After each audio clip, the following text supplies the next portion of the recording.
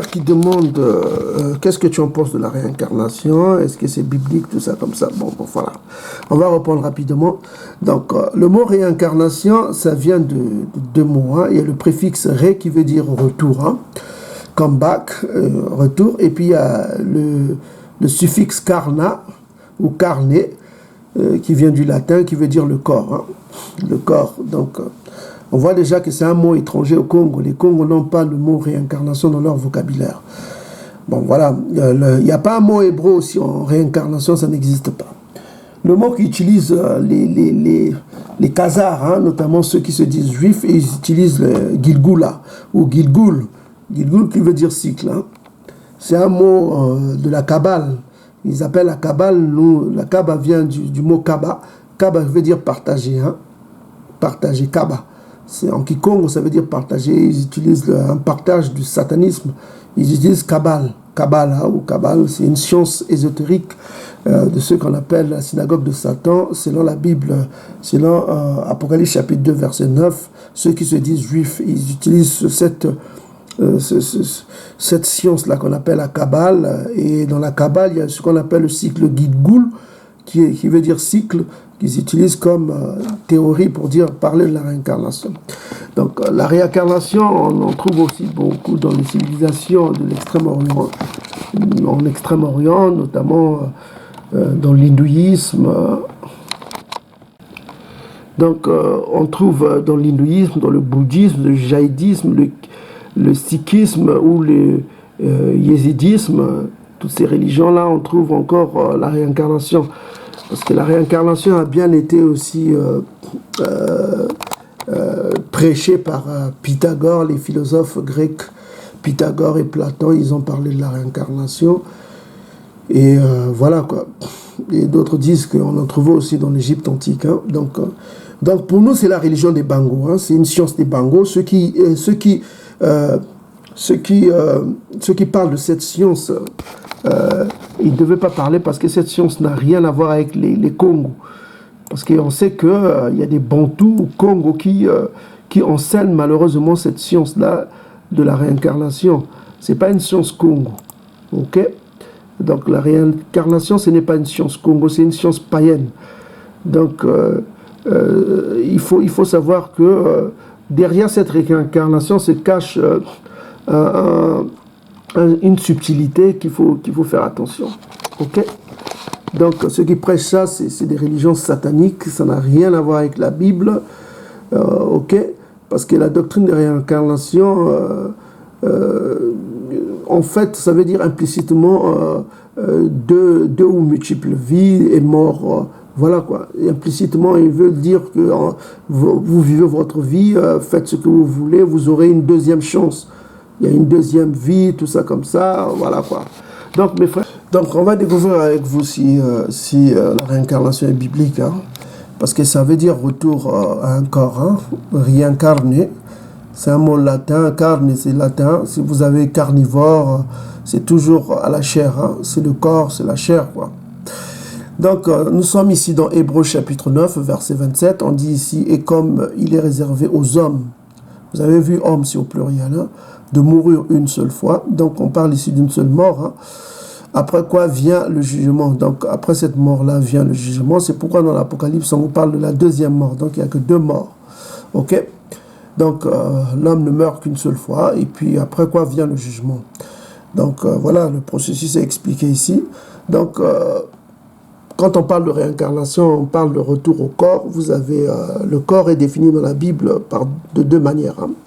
Vous avez les corps célestes et les corps terrestres. Selon 1 Corinthiens chapitre 15, vous avez au verset 40, hein, vous avez deux sortes de corps. Il y a le corps céleste et le corps terrestre. Donc, le corps terrestre, c'est le Nzitu. Hein. Ça a donné le mot Zitu. C'est-à-dire que Zitu. C'est le corps et le respect, ça c'est... En Kikongo, ça s'épouse. On dit c'est la même chose. Donc le Nzutu doit toujours être couvert. C'est quelque chose qui mérite la couverture. C'est quelque chose d'impur, quelque chose qui n'est pas bon. Quelque chose qui doit être voilé, quoi. Qui nécessite un voile. Ça doit être couvert, ça doit être voilé. Ça ne doit pas être montré.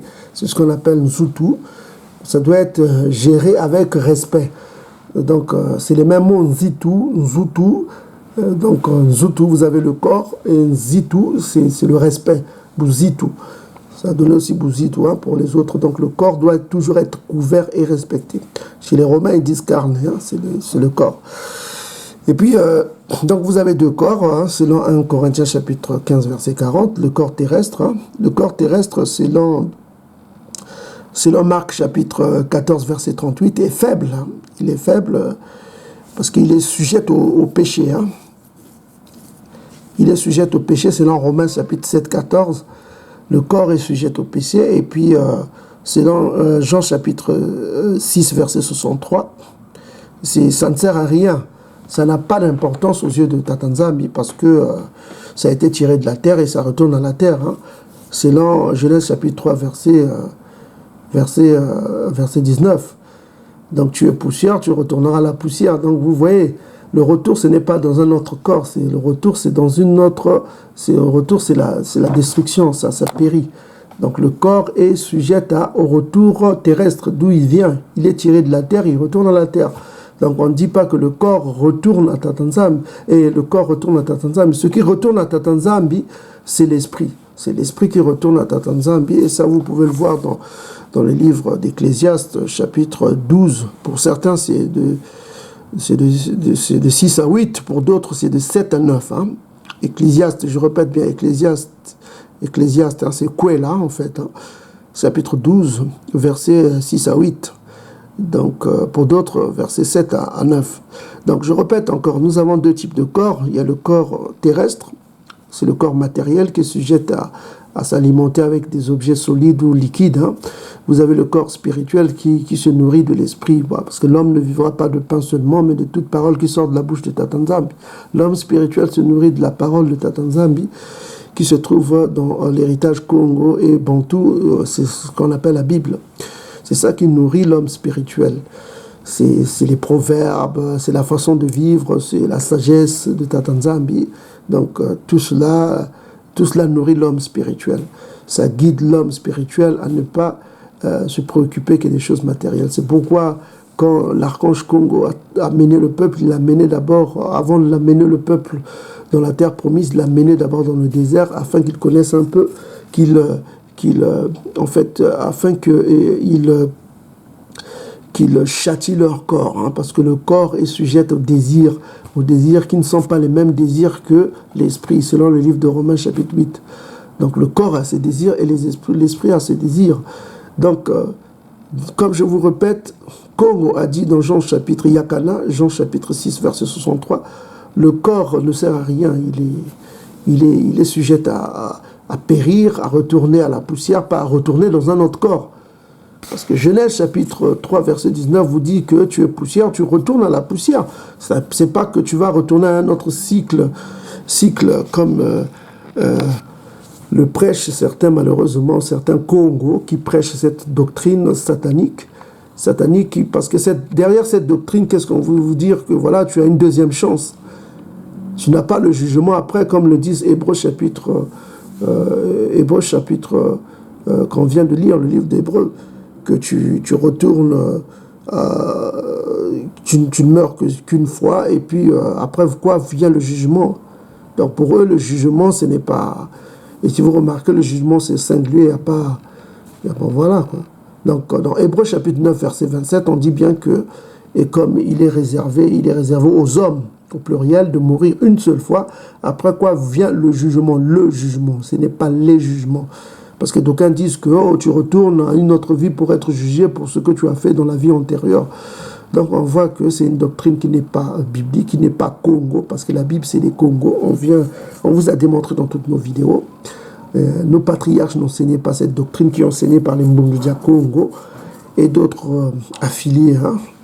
Je ne sais pas, religion Congo centrale, d'un frère là, qui je ne sais pas comment il s'appelle, Lovidi là, je ne sais pas quoi, il enseigne aussi cette doctrine. Malheureusement, qu'il y ait une doctrine satanique. Et puis, s'il continue à enseigner cette doctrine, je crains fort qu'il soit parmi les rebelles qui seront détruits. Donc, cette doctrine est très satanique parce qu'elle n'est pas biblique. Elle incite au libre arbitre, parce que tu es libre, tu fais ce que tu veux. Et puis, demain tu auras une autre chance d'avoir une autre vie. Donc c'est ce que ça veut dire, la doctrine là. Donc l'esprit retourne au corps. Ceux qui lisent aussi les apocryphes, il faut lire le livre de la sagesse, chapitre 16, verset 14. Hein. Ça parle de ça. Ça parle toujours que le corps retourne à Tata Nzambi. D'ailleurs, on va le lire rapidement. Donc on va lire dans le livre des apocryphes. Nous sommes ici dans les apocryphes. Nous sommes au livre de la sagesse, chapitre 16. On va lire au verset 13. On va lire au verset 13. On dit ceci. Les apocryphes, hein, les livres de la sagesse, on dit que ok, tu as le pouvoir, on dit à Tata Nzambi, tu as le pouvoir sur la vie et la mort. Tu fais descendre aux portes de l'Hadès et on fait remonter. L'homme, lui, peut tuer par méchanceté. Et tu en dis, mais il ne fait pas revenir le souffle qui est sorti et ne délivre pas l'âme qui a été recueillie. Ok. Et dans Ecclésiaste chapitre 12, on va lire avec vous. Certains ont le verset 6, certains ont le verset 8. Donc avant que le cordon, donc ici on a le verset 6, hein, avant que le cordon d'argent se détache, que le vase d'or se brise, que le seau se rompt sur la source, que la roue se casse sur la citerne, avant que la poussière retourne à la terre. Donc ça se rappelle toujours à Genèse chapitre 3, verset 19. Hein. Tu es poussière, tu retourneras poussière. Donc l'homme ne retourne pas à notre corps, mais il retourne à la terre qu'il a donnée, la terre d'où il vient. Donc il retourne à la terre comme elle était, et que l'esprit retourne où à Tata Nzambi qu'il a donné. Donc l'esprit retourne à Tata Nzambi, et on voit que le corps périt. Hein. Et quand le corps retourne à Tata Nzambi, l'esprit attend donc le jugement. Comme on vient de le lire dans Hébreux chapitre 9, verset 27. Ok? Donc on va toujours dire les choses deux fois. Donc on vient de vivre dans Hébreux chapitre 9, verset 27, qu'il est réservé aux hommes de mourir une seule fois, après quoi vient la mort. Hein. Donc il faut toujours donner deux versets pour que les gens comprennent. Bon, ceux qui ne doutent, ils font ce qu'ils veulent. Hein. Donc on ne peut pas forcer les gens. Donc il y a une autre écriture qui est dans 2 Samuel 14, verset 14. On va le lire avec vous. Donc on dit ceci: nous faut certainement mourir. Nous serons comme des eaux repondues. Nous serons comme des eaux repondues à terre et qui ne se rassemblent plus. Donc, les eaux repondues sur terre, hein, ça ne se rassemble plus. Donc, ça veut dire que quand tu meurs, tu ne reviens plus. Il n'y a pas un retour, il n'y a pas réincarné. C'est-à-dire, tu ne retournes pas, ton esprit ne retourne pas. Donc, aussitôt qu'on s'y parle vers Tata Nzambi, ça ne retourne pas. Hein. Ça ne retourne pas. Il n'y a que la puissance de la résurrection qui peut le faire retourner. C'est ce qu'on appelle le miracle. Le miracle, c'est ce qui sort de l'ordinaire. Ok ? Donc, en règle générale, hein, ça veut dire que c'est comme les eaux qu'on a répandues sur terre. Quand tu répands les eaux sur terre, ça ne revient pas. Hein, ok? Et qui ne se rassemble plus. Tata Nzambi note pas la vie, mais il désire que le fugitif ne reste pas banni de sa présence. Donc, on voit que, on explique ici la mort, hein, dans 2 Samuel chapitre 14, 14, hein, on explique en termes symboliques, on dit que c'est comme les eaux qui sont répandues sur terre, qu'on ne peut plus rassembler. Donc une fois que c'est tombé, une fois que tu meurs, c'est fini pour toi. Hein. Donc c'est fini, hein. Donc tu attends le jugement. C'est ce que veut dire Hébreux chapitre 9. Donc il n'y a pas ce qu'on appelle la réincarnation, qui est une invention satanique, hein, qui sont des choses que ceux qui sont friands de l'Égypte antique, hein, qui prient l'Égypte antique, qui périront, hein, ils se feront partie des rebelles, hein, selon Ésaïe chapitre 66, verset 23 jusqu'en bas. Hein. Donc ils feront partie des rebelles qui seront exclus des peuples bantous, ceux qui enseignent cette doctrine, hein, et ceux qui enseignent sont aussi les mariages mixtes, que les enfants mixtes issus d'un père, je ne sais pas quoi, ils hériteront le royaume, et ceux-là aussi subiront la même chose. Donc voilà, donc on dit ceci: ceux qui enseignent la réincarnation, tant pis pour vous, il faut vous repentir. C'est pas une bonne religion, c'est pas une religion Congo, parce qu'il n'y a pas de mot réincarnation en langue Congo, ça n'existe pas. Donc voilà, c'est une religion étrangère, c'est un exo-Congo, c'est une religion exotique, c'est une religion qui n'est pas des nôtres, hein, qui prêchent sous-jacentes plusieurs vies. Et la Bible dit que la mort, c'est comme des eaux qu'on a répandues sur terre et qui ne reviennent plus. Donc voilà. Donc il faut comprendre que la réincarnation, ça s'arrête là. 2 versets qu'il faut montrer à ceux qui croient en cette religion, malheureusement. Hein, il y en a beaucoup. Hein. Ce n'est pas une religion biblique. Il y a d'autres qui diraient, oh, mais il y a l'exemple de la réincarnation avec Élia qui est revenu sous Jean-Baptiste, la réincarnation. Il parlera de ça, il donnerait leurs preuves, tout ça comme ça. Bon, on va parler de Élie. Il faut savoir que Élie a reçu un esprit transmissible, c'est-à-dire qui se transmet. Hein, ce qu'on appelle l'esprit des prophètes, selon 1 Corinthiens chapitre 14, verset 32. L'esprit des prophètes est soumis aux prophètes. Hein. C'est un esprit particulier, c'est des esprits particuliers que Tatanzam donne à ses prophètes pour prophétiser. Hein. C'est des esprits particuliers qui sont transmissibles. Donc on va prouver la transmission de ces esprits. Donc ces esprits transmissibles, hein, parce qu'il faut savoir, Élie n'est pas mort. Hein. Selon la Bible, il a été enlevé. Donc voilà. Donc on lit ici, vous pouvez lire hein, dans 2 Rois chapitre 2 verset 9. Hein, vous pouvez lire chez vous 2 Rois chapitre 2 Rois chapitre, on va aller dans 2 Rois chapitre 2 verset 9 à 15. Hein, on va lire ceci. Dans 2 Rois chapitre 2 verset 9. Lorsqu'il eut passé, Élia dit à Élisha, à Élisée, hein, on va lire comme il dit, demande ce que tu veux que je fasse pour toi, demande ce que tu veux que je fasse pour toi, avant que je sois enlevé d'avec toi. Donc Élisée répondit, qu'il y ait sur moi, je te prie, une double portion de ton esprit. Donc l'esprit des prophètes, hein, qu'on a parlé dans 1 Corinthiens chapitre 14, verset 32, qui est transmissible. Donc on voit que cet esprit est transmissible, ça peut se transmettre. Donc on repart au verset 15, qu'est-ce qu'on dit? Donc les fils de prophètes qui étaient à Jéricho, vis-à-vis, l'ayant vu dire, l'esprit d'Élie repose sur Élisée, et allèrent à sa rencontre et se prosternèrent contre la terre. Donc l'esprit d'Élie a reposé sur Élisée. Donc on voit qu'ici on dit que les fils des prophètes qui étaient à Jéricho vis-à-vis, l'ayant vu dire, l'esprit d'Élie repose sur Élisée. Donc l'esprit d'Élie qui est transmissible est passé par Élisée. Donc on va voir aussi que cet esprit a été transmis à Jean-Baptiste. Si vous allez dans Matthieu chapitre 11, verset 14, on voit que Isaïe a fait comprendre à ses disciples que c'est cet esprit transmissible qui repose encore sur Jean-Baptiste. C'était lui, Élie, qui était attendu. Donc Isaïe a confirmé cela à ses disciples que Yakana, que vous appelez Jean-Baptiste, Yakana a reçu cet esprit-là. Et pour prouver que Yakana lui-même a nié devant tous ceux qui étaient là, que voilà, qu'il était Élie. Hein. Quand vous allez dans Jean chapitre 1, verset 19 à 21, vous voyez que les prêtres sont venus auprès de lui, à lui poser la question, est-ce que tu es Élie qui doit venir? Il les a répondu que non, il n'est pas Élie. Mais on sait que l'esprit d'Élie reposait en lui, selon Luc chapitre 1, verset 17. Il avait l'esprit d'Élie, mais il n'était pas Élie. Donc Élisée n'était pas Élie, Yakana n'était pas Élie, mais les deux avaient l'esprit d'Élie en eux, qui est l'esprit transmissible que reçoivent les prophètes, selon 1 Corinthiens chapitre 14, verset 32. Donc il faut comprendre la Bible pour comprendre ces choses-là.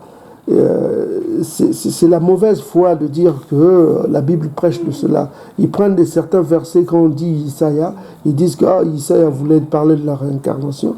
Donc vous voyez comment agissent les gens alors que la Bible contredit le fait. Si vous allez aussi dans d'autres versets qu'on va vous mettre en bas, vous avez le livre de Job. Vous pouvez lire que la réincarnation est contredite dans le livre de Job. Ça n'existe pas. Job a dénié que la réincarnation est fausse. Dans les apocryphes aussi, on en parle d'ailleurs, que la réincarnation, c'est une doctrine satanique, ce n'est pas une doctrine biblique. Donc, soyez bénis mes frères. Juste en passant, pour dire qu'on vous a dit tout à l'heure qu'il y a 2 esprits. Hein. Si vous lisez dans l'esprit céleste est un héritage. Hein. C'est un héritage qu'auront les Bantous. Si vous lisez dans Luc, les caractéristiques de l'esprit céleste, hein, c'est le reflet de l'esprit terrestre. Voilà, donc ça a une chair particulière. Donc si vous allez dans Luc chapitre 24, versets 36 à 39, vous voyez les caractéristiques de l'esprit céleste. Ça n'a pas les os ni le sang.